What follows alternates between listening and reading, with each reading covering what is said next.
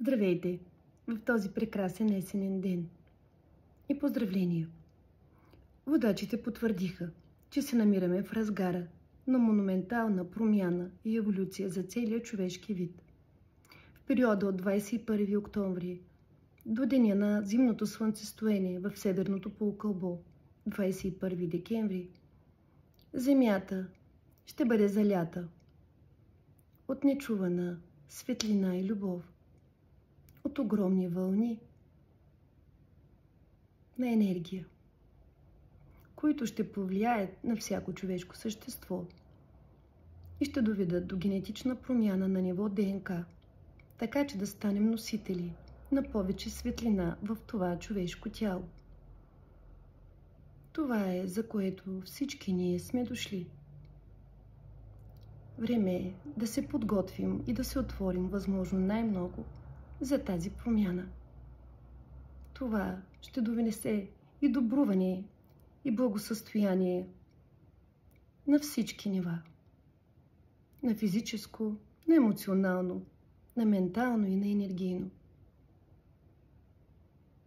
Как да подобрим състоянието си?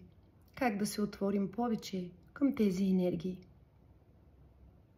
Като се обърнем навътре, като отделим време за бъдене. За бъдене със самите себе си. За дишане, за съсредоточаване навътре, за успокояване на ума, за отваряне на сърцето. За време сред природата. В този период водачите ме вдъхновиха да подпомогна всички, които желаят и са готови, с групови енергийни практики, в които всички, които се присъединят, ще бъдат специално подсилени и подкрепени от водачите с словесни послания в реално време, както и с енергия и любов. Каня ви да се присъедините, ако го чувствате в сърцето си, ако ви идва отвътре.